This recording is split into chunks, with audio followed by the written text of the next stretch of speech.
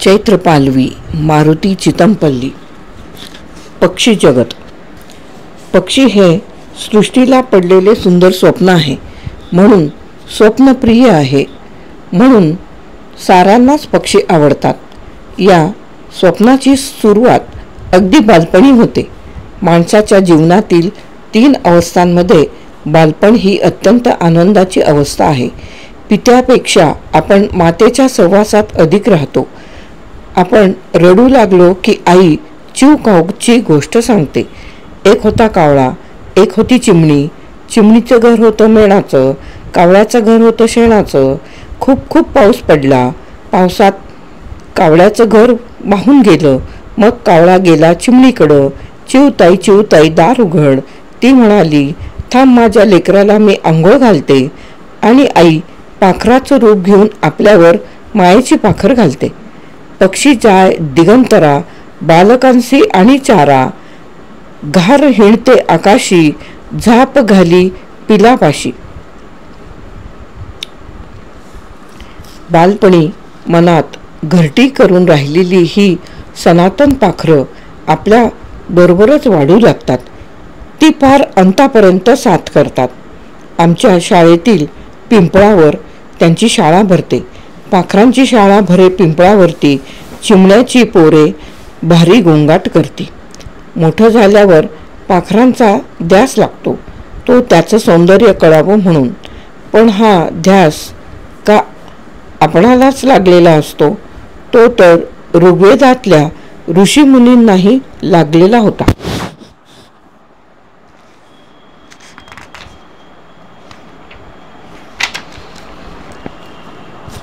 परमेश्वर रूपी सुंदर पक्षाचे गुढरम्य रूप ज्या कोणास ठाऊक असेल त्याने ते मला सांगावे. कवी कालिदासानं हा ध्यास अतिशय मार्मिकपणे व्यक्त केला आहे. त्यानं सुंदर युवतीला पक्षी रूपात आपादमस्तक मूर्तिमंत सजीव केलं आहे. मयुराच्या पिसाऱ्यासारखा दिसणारा तिचा केशकलाप, चक्रवाकासारखी गौरोचन अंगकांती, चकोरसारखे मादक नेत्र, राजहंसासारखा मधुरतम स्वर, चक्रवाकाच्या जोडीसारखे दिसणारे स्तन्यद्वय व त्यावर असलेली पोपटी रंगाची काचोळी, लाल अळीत्याने रंगविलेल्या पायांची कलहंसासारखी मत्त चाल, पारावतासारखी सुरत सितकार करणारी जणू सूतन स्त्री कवीला एखाद्या नाजूक पाखरासारखीच वाटते. आई सकाळी सकाळीच घराच्या सोप्यात मन हरवून शांतपणे बसलेली असते. तोच अंगणात कावळा येऊन काव काव करीत असतो. पहिले तो गे काऊ कोकत आहे, सगुण मज सांगत आहे. आईच्या चेहऱ्यावर आनंद दिसू लागतो. तिला माहेरच्या माणसाची आठवण झाली असेल काय?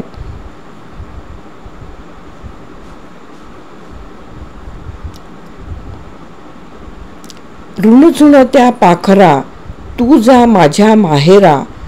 अन आता ती मायेची माणसं घरी येणार म्हणून रोजच्या कामाला लागली आहे. वैशाख महिना येताच नदीकाठचे कळंब, जांभळी, रस्त्याच्या दुतर्फा असलेले लिंब, करंज, नांदुरकी, शेतावरची आंब्याची झाडं यावर कावळे घरटी बांधू लागतात. एकेका झाडावर 3-4 खोपी असतात.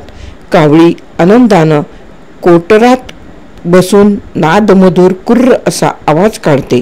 त्यांचा अनुनय प्रियाराधन चौर्यरथ चालला आहे. कावळ्याचं पोषण करणाऱ्या अशा निष्कंटक झाडावर त्यांनी खोपी केली की आई म्हणायची, यंदा चांगला पाऊस पडेल. जिकडं तिकडं आबादी आबाद असेल. परंतु एखाद्या वर्षी सावर, पांगरा, बाभूळ अशा काटेरी वृक्षांवर किंवा सुकलेल्या झाडावर त्यांची कोटारे दिसू लागली की आई सचिंत होऊन म्हणायची, यंदा पुष्कळ पडायची लक्षणं दिसतात. देवळापुढच्या पिंपळावर सायंकाळी हजारो कावळे जमतात. सारा गाव त्या कावळ्यांच्या कावकावाने दुमदुमतो. काकागार ते हेच. कित्येकदा एखादा जुनाट वाड्यातील विस्तीर्ण लिंबावर कावळ्याचं गाव वसतं. माझी आजी सांगायची, अशी दारापुढच्या झाडावरच्या कावळ्यांनी एकाएकी ते झाड सोडलं तर त्या घराचा मालक लवकरच मरतो. मी अंधविश्वासू नाही, पण मी माझ्या खेड्यात पाहिलं की त्या वाड्यातील माणसं ज्यावेळी निघून गेली त्याच वेळी कावळ्यांनी त्या झाडाचा त्याग केला. कावळ्यांना माणसाभोवतीच राहायला आवडतं, कारण त्यांना घुबडाची भीती वाटते.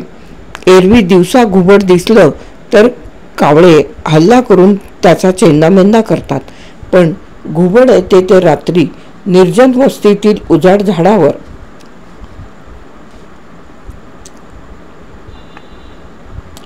अन रात्रीच्या अंधारात कावळ्याचा काळ ठरते म्हणून पंचतंत्रातील काकोलुकी ही कावळा आणि घुबडातील वैराविषयीची कथा प्रसिद्ध आहे. कावळा साऱ्या पाखरात चाणाक्ष म्हणूनच नावाजलेला, पण कोकिळा मात्र त्याला भूल देऊन आपली अंडी त्याच्या घरट्यात घालते. त्यातली अंडी चोरून घरट्याबाहेर दूर नेऊन टाकते अन आपली अंडी त्यात घालते. कावळी ती अंडी आपली समजून उबवते. पिलांचा जन्म होताच ती मायेनं त्यांना वाढवते, पण ज्यावेळी ती सुस्वर गाऊ लागतात तेव्हा तिला कळतं की आपण कोकिळीची पिलं वाढवली आहेत.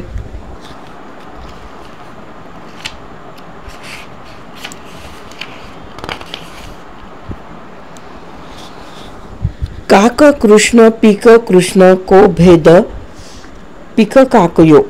बालपणापासून आपली सोबत करीत आलेल्या कावळ्याची आपल्या श्राद्धाच्या वेळी देखील आवश्यकता असते.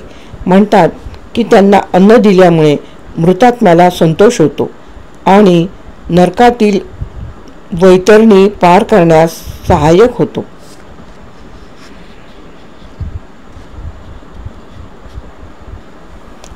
नरकातील वैतरणी पार करण्यास सहाय्यक होतो. म्हणतात की त्यांना अन्न दिल्यामुळे मृतात्म्याला संतोष होतो आणि नरकातील वैतरणी पार करण्यास सहाय्यक होतो.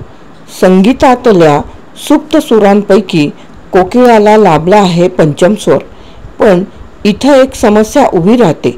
सर्वसाधारण आपली भ्रामक समजूत आहे की कोकिळा गाते, पण तिला गाताच येत नाही. गातो तो नर कोकिळ. आषाढ महिना अधिक असताना सुहासिनी स्त्रियांनी कोकिळा व्रत करावयाचे आणि त्यावेळी कोकिळेचा शब्द ऐकल्याशिवाय भोजन न करण्याचा निर्बंध पाळायचा. माझ्या भगिनींना विनंती की त्यांनी कोकिळेचा शब्द ऐकावा. कोकिळाचे कुहू कुहू गाणं नव्हे. मला नेहमी आश्चर्य वाटत आलं की घुबड हे लक्ष्मीचं वाहन, मग त्याचं दर्शन अशुभ कसं? त्याच्याविषयीच्या दंतकथेने त्यात आणखी गूढतेची भर पडलेली.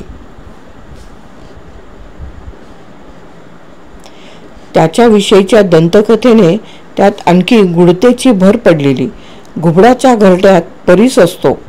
त्याला मदिरा पाजल्यावर तो गुप्त धनाचा पत्ता सांगतो. त्याला खडा मारल्यास तो अलगद झेलतो आणि खडा जसा जसा पायात धरून घासतो तसा तसा खडा मारणारा माणूस झिजत जातो. म्हणून तर त्याच्या वाटेला कोणी जात नसावं. त्याची उपयुक्तता किती सांगावी. 1 हेक्टर शेताचं उंदीर आणि कीटकापासून एका घुबडाची जोडी संरक्षण करते. कृषी उत्पन्न म्हणजे धनच. ते धनाचं राखण करतात.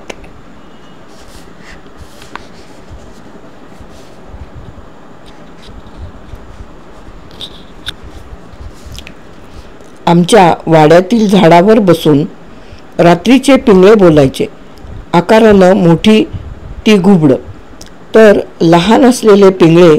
असे पिंगळे तिन्ही सांजा किंवा पहाटेला बोलू लागले की माझी आजी अंथरुणातून उठून हातात जपमाळ घेऊन देवाचं स्मरण करायची.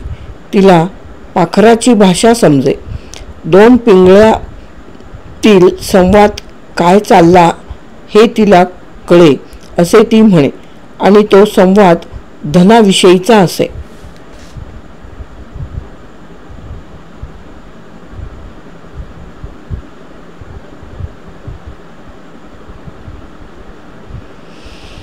पावसाळ्यात भारद्वाज गुबुगुबू बोलायचे तेव्हा नंदीवाल्याची आठवण होई.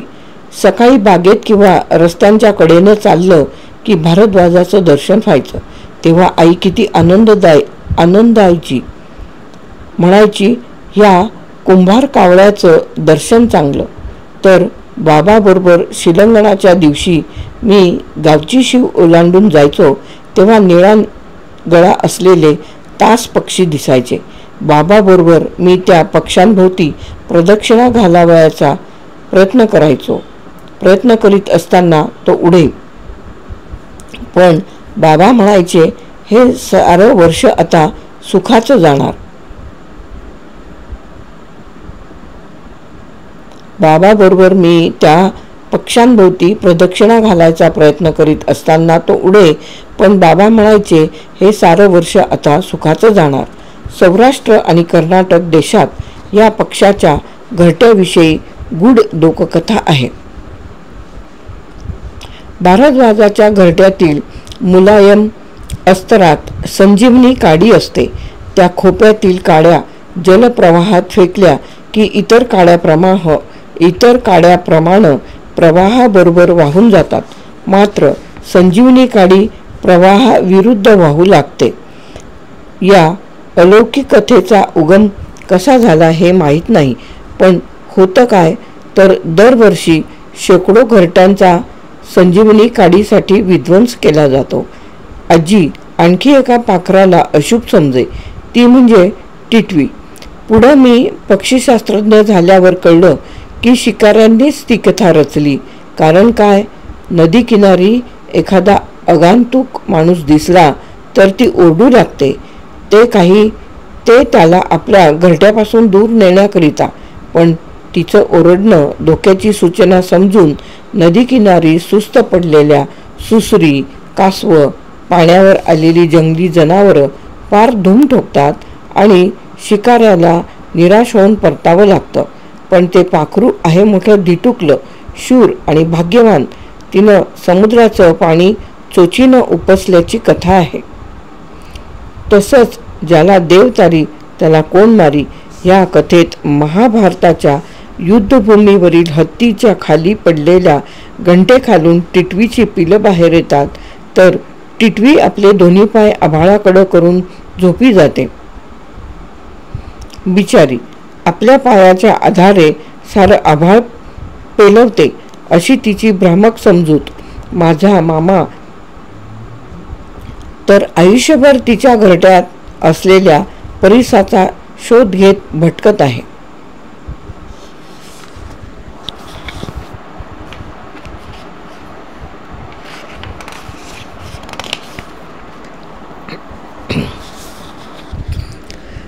शाळेला सुट्टी असली की मी माळकरीण आत्याच्या रानातल्या घरी जाई. आत्या म्हणायची, अरे बघ देव चिमण्या आल्या. त्या सुग्रणी बाभळीच्या झाडावर पाण्याच्या आरशात पाहत घरटी बांधू लागायच्या. मी तहान भूक हरपून सुग्रणीच्या खोप्याकडे पाहत बसायचा. आत्या गोड गळ्यात गाऊ लागे. पिले निजले खोप्यात जसा झुलता बंगला. तिचा पिलामधी जीव झाडाले टांगला. सुगरीनं अशी माझी रे चतुर. तिले जन्माचा सांगाती. मी ये गण्या गंप्या नर. खोपा इवला जसा गिलक्याचा कोसा. पाखराची कारागिरी जरा देख रे मानसा. तिची उलुशीच चोच, तेच दात, तेच ओठ. तुले दिले रे देवानं 2 हात 10 बोट. पुढं मोठा झाल्यावर वेद उपनिषद वाचली. यजुर्वेद वाचताना एका ठिकाणी थांबलो. तिथं लिहिलं होतं, सोमाय लवा नाल भते तत्वश्रेकोलिकान म्हणजे सौम्य भावासाठी लावा पक्षाला पहा, कारिगिरीसाठी बया पक्षाकडे पहा. कोकणातील नारळ पोफळीच्या बागेतील लाल कौलारू घरं मला फार आवडायची. भिंतीवर पोपट, चिमण्या आणि मोराची चित्र काढलेली. तिकडे बघताना कुणी बिरूप झोपाळ्यावर बसून त्या बंगल्यावर चित्र काढलेली पोपट, चिमण्या, मोर हे लोकगीत गोड आवाजात गुणगुणताना ऐकू येई. मंडन मिश्र पंडितांचं घर शंकराचार्य शोधित होते, तर नगरवासिनी स्त्रियांनी पाणवठ्यावर आलेल्या शंकरांना सांगितलं की पिंजऱ्यात असलेल्या कीर मादी वेद हे स्वतः किंवा त्यांना दुसरे प्रमाण अपेक्षित आहे असा वाद करताना दिसतील ते मंडन पंडिताचे घर. म्हणजे ह्यावरून किरांगना म्हणजे पोपटाची मादी ती कशी असेल याचा विचार करताना उत्तर भारतातील एक कवी म्हणतो, मे बकरी करे गला काट जाए, लेकिन तुए मैना करे सुंख बैठ और खाए. यावरून पोपटाच्या मादीला किरांगना म्हणजेच मैना म्हणायचं, कारण पोपटाच्या नर मादीच्या जोडीला रागू मैना म्हणतात. मैना म्हणजेच साळुंकी असाही अर्थ होतो. संत तुकारामांनी म्हटलं आहे, साळुंकी मंजूळ बोलत असे वाणी, शिकविता धनी वेगळाची.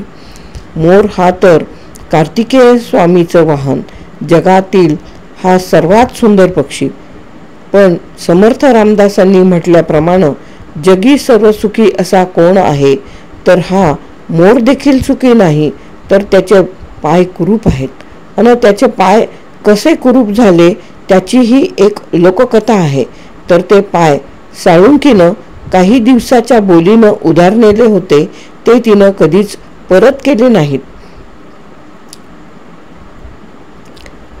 पावसाळ्यातील मोराचा टाहो ऐकून मोरोपंतांना केकावली हे काव्य स्फुरलं. गरुड पक्षी जरी भगवान विष्णूचं वाहन असला तरी त्याची प्रवृत्ती वैष्णवी नाही. शिकारी पक्षांत तो सर्वात मोठा तर आहेच, पण शूरही आहे. पशुमध्ये जसा वाघ तसा सर्प गरुड पक्ष्यांमध्ये श्रेष्ठ आहे. गरुड आणि सापाचे वैर सर्वांना परिचित आहे. सर्पाला वश करून घेण्याच्या विद्येला गारुडी विद्या म्हणतात. या विद्येनं सर्पदंश झालेल्या माणसाचं विष उतरवता येतं असं म्हणतात. हंसाच्या नीरक्षीर विवेकाबद्दलही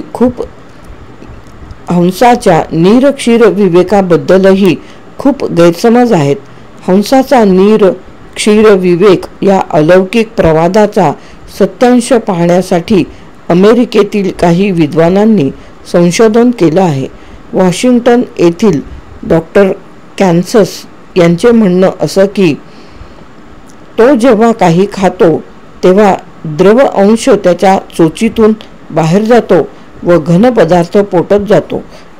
त्यांच्या मतानुसार दुधाचे तात्पर्य घन अंशाशी आहे. दुसरे विद्वान हार्वर्ड विद्यापीठातील प्राध्यापक लॉंगमन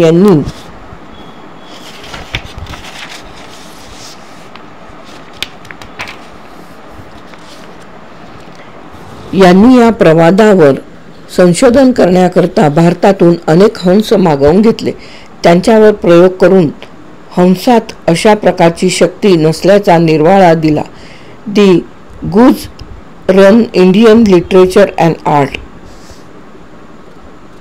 या ग्रंथाचा लेखक वोगेल हा सुप्रसिद्ध जर्मन पुरातत्वज्ञ वरील मतांनाच दुजारा देतो. सायणाचार्य तैत्तरीय ब्राह्मणात हंसाच्या नीरक्षीर विवेक या लोकविलक्षण शक्तीवर प्रकाश टाकताना लिहितात की जलमिश्रित क्षीराच्या भांड्यात हंस जेव्हा आपली चोच घालतो तेव्हा त्याच्या मुखात असणाऱ्या आम्ल रसाशी संयोग होऊन क्षीर व पाणी वेगळे होते. परंतु जेव्हा आपण हंसाच्या खाद्य सवयीचं अवलोकन करू तेव्हा आढळून येईल की कमलनाल अथवा बिसतंतू हे हंसाचं आवडतं खाद्य. हंस त्यातील बिसतंतू ओढून खातात. बिसतंतू शुभ्र वर्णाचे असतात. मृणालदंडातून एक प्रकारचा दुधासारखा रस निघतो. तो रस गोड असतो. त्यालाच क्षीर असेही म्हणतात. कमलनाल पाण्यात असतात. त्यात क्षीरतुल्य पांढरा रस असतो. हेच हंसाचं पाण्यातून क्षीर काढून पिणं. हंसाच्या निरक्षीर विवेकाचा आशय वरील प्रकारचा विशेष क्रियेशी होता. कालांतरानं त्या क्रियेची उपेक्षा व विस्मरण होऊन क्षीर म्हणजे सामान्य दूध समजून हंस जलमिश्रित दुधातून दूध पृथक करतो, पाणी सोडून दूध पितो, या लोकविलक्षण कल्पनेचा जन्म झाला. तो साऱ्या भारतीय वाङ्मयात रूढ झाला आहे. पक्ष्यांसंबंधानं आणखी एक भ्रामक समजूत अशी आहे की पक्षी सारा दिवस चरल्यानंतर सायंकाळी घरट्याकडे परततात. माणसं जशी आपली घरं बांधतात तशीच पाखरंही रात्रीच्या आसऱ्यासाठी घरटी बांधतात. वास्तविक पक्ष्यांना अशा तऱ्हेची बारमाही निवासाकरता घरटी नसतात. फक्त विणीच्या हंगामातच ते आपली घरटी बांधतात. पिलं पंख फुटून उडू लागेपर्यंतच नर मादी खोप्याचा उपयोग करतात. बहुतेक मादीच घरट्यात राहते, नर बाहेर राहतो. पिले जाणती झाली की घरट्याचा त्याग करतात. नंतर ते चुकूनही त्या कोटराकडे जात नाहीत. वास्तविक रात्रीच्या वेळी वृक्षांच्या व पर्वतांच्या कडेकपारीच्या आश्रयानं राहतात. परंतु असा कुठलाही पक्षी नाही जो फक्त रात्र घालविण्याकरता घरट्याचा आसरा घेतो. माणसाप्रमाणे पक्ष्यांना आपल्या घरट्याबद्दल प्रेम व मोह असत नाही. त्यामुळे एका कवीने केलेले सायंकाळचं वर्णन बग पाखरे गेली कोटरी केवळ काल्पनिक म्हणावं लागेल. पिलाला माणसाच्या हाताचा स्पर्श झाल्यावर अथवा ते घरट्याबाहेर पडल्यावर चिमणी त्याचा स्वीकार करीत नाही, ही देखील आपली भ्रामक समजूत आहे. पाखरं आपल्या शावकांना ओळखतात काय? निश्चितच ती ओळखत असणार, परंतु त्यासाठी ठोस पुरावा उपलब्ध होऊ शकला नाही. पक्षी आपल्या अंड्यापेक्षा घरटं अधिक ओळखतात. एखादं अंड घरट्यापासून दूरवर असलं तर पक्षी त्याचा स्वीकार करीत नाहीत, पण एखादं कृत्रिम अंड घरट्यात ठेवलं तर पक्षिणी ती निसंकोचपणे उबवते, कारण ते योग्य त्या ठिकाणी आहे म्हणून. हाच नियम घरट्यातील पिलांनाही लागू पडतो. जी पिलं घरट्यात असतात त्यांचं संगोपन केलं जातं. जर ते घरट्याबाहेर पडलं तर त्याच्याकडे दुर्लक्ष केलं जातं. त्याला ओळखलं जात नाही, कारण ते योग्य त्या ठिकाणी नाही म्हणून. ह्याचमुळं चिमणीचं एखादं पिलू घरट्याबाहेर पडलं तर चिमणी त्याचा स्वीकार करीत नाही, कारण ती त्याला ओळखत नाही.